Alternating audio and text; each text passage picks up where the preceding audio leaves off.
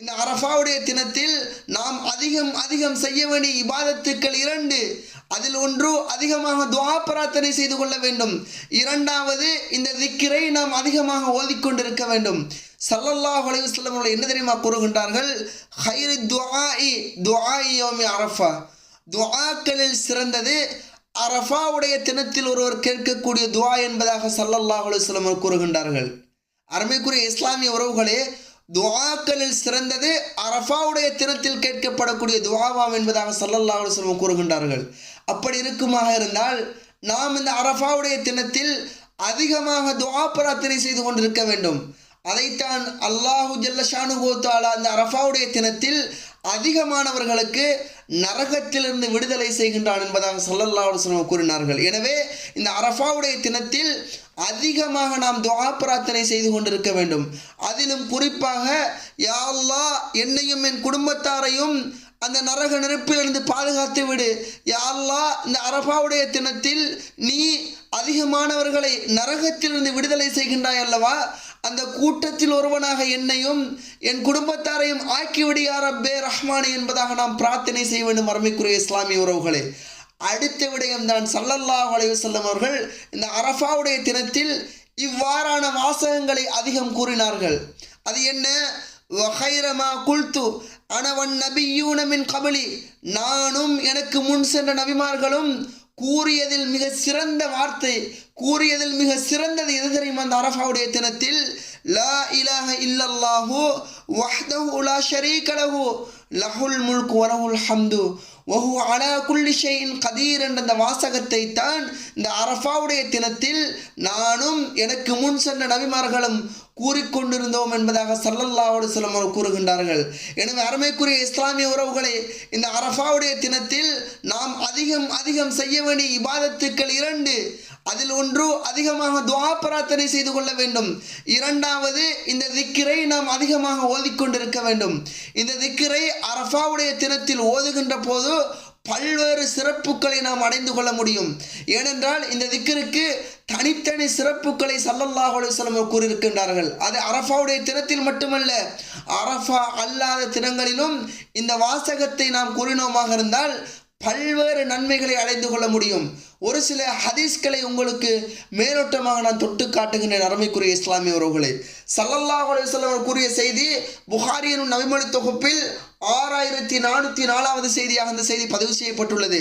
ஸல்லல்லாஹு அலைஹி வஸல்லம் என்ன தெரியுமா கூறுகின்றார்கள்? மன் கால லா இலாஹ இல்லல்லாஹு வஹ்தஹு லா ஷரீக லஹு லஹுல் முல்கு வ லஹுல் ஹம்து வ ஹுவ அலா குல்லி ஷைஇன் கதீர். ஸல்லல்லாஹு அலைஹி வஸல்லம் என்ன தெரியுமா கூறுகின்றார்கள்? யார் ஒருவர் இந்த லா இலாஹ இல்லல்லாஹு வஹ்தஹு லா ஷரீக லஹு லஹுல் முல்கு வ லஹுல் ஹம்து வ ஹுவ அலா குல்லி ஷைஇன் கதீர் என்ற இந்த வாசகத்தை 10 மர்ராத் 10 முறை கூறுவாரோ அவர் கான கமன் ஆதக அர்பஅத அன்ஃபுஸின் மின் வலதி இஸ்மாயில் அலைஹி ஸலாத்து வஸ்ஸலாம் அவர்களுடைய காலத்தில் உள்ள 4 அடிமைகளை விடுதலை செய்த நன்மையை அடைந்து கொள்வார் என்பதாக ஸல்லல்லாஹு அலைஹி வஸல்லம் கூறுகின்றார்கள். யாரொருவர் இந்த வாசகத்தை லா இலாஹ இல்லல்லாஹு வஹ்தஹு லா ஷரீக லஹு லஹுல் முல்கு வ லஹுல் ஹம்து வ ஹுவ அலா குல்லி ஷைஇன் கதீர் என்ற அந்த வாசகத்தை 10 முறை கூறுவாரோ இவர் இஸ்மாயில் அலைஹி ஸலாத்து வஸ்ஸலாம் அவருடைய காலத்தில் உள்ள 4 அடிமைகளை விடுதலை செய்த நன்மையை அடைந்து கொள்வார் என்பதாக ஸல்லல்லாஹு அலைஹி வஸல்லம் கூறுகின்றார்கள்.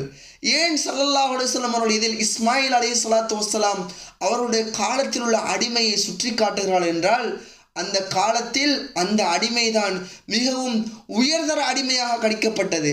அந்த காலத்தில் அதிகமாக விலை கொடுத்து வாங்கக்கூடிய ஒரு அடிமையாக இஸ்மாயில் அலைஹி ஸலாத்து வஸ்ஸலாமோட காலத்தில் வாழ்ந்த அடிமைகள் இருந்திருக்கலாம். அருமைக்குரிய இஸ்லாமிய உறவுகளே, அதனால் தான் ஸல்லல்லாஹு அலைஹி வஸல்லம் அவர்கள் இஸ்மாயில் அலைஹி ஸலாத்து வஸ்ஸலாம் அவர்களுடைய காலத்தில் உள்ள அடிமையை இங்கு சுற்றி காட்டுகின்றார்கள். அன்புக்குரிய இஸ்லாமிய உறவுகளே, எனவே நாம் அரஃபாவுடைய தினத்தில் இந்த வாசகத்தை நாம் கூறினோமாக இருந்தால் அரஃபாவுடைய தினத்தை சிறப்பித்த நன்மையோடு மட்டுமல்லாமல் இவ்வாறான நன்மைகளையும் நாம் அடைந்து கொள்ள முடியும். அது மட்டுமல்லாமல் முஸ்லிம் மற்றும் புகாரியின் நபிமொழி தொகுப்பில் இன்னும் ஒரு செய்தி பதிவு செய்யப்பட்டுள்ளது. இந்த செய்தி புகாரியில் 6405வது செய்தியாகவும் 6403வது செய்தியாகவும் முஸ்லிமில் 2691வது செய்தியாகவும் இந்த செய்தி பதிவு செய்யப்பட்டுள்ளது. ஸல்லல்லாஹு அலைஹி வஸல்லம் அவர்கள் இவ்வாறு கூறுகின்றார்கள், மன் கால லா இலாஹ இல்லல்லாஹு வஹ்தஹு லா ஷரீக லஹு லஹுல் முல்கு வ லஹுல் ஹம்து வ ஹுவ அலா குல்லி ஷைஇன் கதீர் ஃபீ யௌமின் மிஅத மர்ரா. யாரொருவர் இந்த வாசகத்தை லா இலாஹ இல்லல்லாஹு வஹ்தஹு லா ஷரீக லஹு லஹுல் முல்கு வ லஹுல் ஹம்து வ ஹுவ அலா குல்லி ஷைஇன் கதீர் என்ற இந்த வாசகத்தை ஒரு நாளில் 100 தடவை கூறுவாரோ, ஒரு நாளில் ஒருவர் இந்த வாசகத்தை 100 தடவை கூறுவாரோ அவருக்கு என்ன தெரியுமா கூலி கிடைக்கின்றது? கானத் லஹு அதல அஷ்ரி ரிகாப், 10 அடிமைகளை விடுதலை செய்த நன்மை கிடைக்கும் என்பதாக ஸல்லல்லாஹு அலைஹி வஸல்லம் அவர்கள் முதலாவது கூலியாக சொல்லுகின்றார்கள். இரண்டாவது ஸல்லல்லாஹு அலைஹி வஸல்லம் என்ன தெரியுமா சொல்லுகிறார்கள்? வ குதிபத் லஹு மிஅத்து ஹஸனா, அவருக்கு 100 நன்மைகள் எழுதப்படுகின்றதாம். 100 நன்மைகள் அவருக்கு எழுதப்படுகின்றது. அடுத்து ஸல்லல்லாஹு அலைஹி வஸல்லம் என்ன தெரியுமா சொன்னார்கள்? வ முஹியத் அன்ஹு மிஅத்து சய்யா, 100 பாவங்கள் அவரை விட்டும் அழிக்கப்படுகின்றது, அவரை விட்டு மன்னிக்கப்படுகின்றது என்பதாக ஸல்லல்லாஹு அலைஹி வஸல்லம் கூறிவிட்டு என்ன தெரியுமா சொன்னார்கள்? வகானத் லஹு ஹிர்ஸம் மினஷ் ஷைத்தான், அவருக்கு 100 முறை இந்த வாசகத்தை ஒருவர் கூறினாக இருந்தால், அன்றைய நாள் காலையில் கூறினாராக இருந்தால் மாலையாக இருந்த வரைக்கும் ஷைத்தானிடமிருந்து பாதுகாவல் கிடைக்கின்றது என்பதாக ஸல்லல்லாஹு அலைஹி வஸல்லம் கூறிய அருமையான அற்புதமான திக்ர் அன்புக்குரிய இஸ்லாமிய உறவுகளை. எனவேதான் நாம் இந்த திக்ரை அதிகமாக ஓதிக்கொண்டே இருக்க வேண்டும், அதிகமாக இந்த வாசகத்தை நாம் கூறிக்கொண்டே இருக்க வேண்டும். இந்த வாசகத்துக்குரிய பொருள் என்ன? லா இலாஹ இல்லல்லாஹு வஹ்தஹு லா ஷரீக லஹு லஹுல் முல்கு வ லஹுல் ஹம்து வ ஹுவ அலா குல்லி ஷைஇன் கதீர் என்ற இந்த வாசகத்துக்கு ஏன் இவ்வளவு சிறப்புகள் இருக்கின்றது என்பதை நாம் ஒரு கணம் அறிய வேண்டும். இந்த வாசகத்துக்குரிய பொருளை கவனித்தால் நாம் அதனுடைய சிறப்பை அறிந்து கொள்ள முடியும். இதற்குரிய பொருள் என்ன? வணக்கத்துக்குரியவன் அல்லாஹ்வை தவிர வேறு இறைவன் இல்லை. அல்லாஹ்வை தவிர வேறு இறைவன் வணக்கத்துக்குரியவன் எவனும் இல்லை.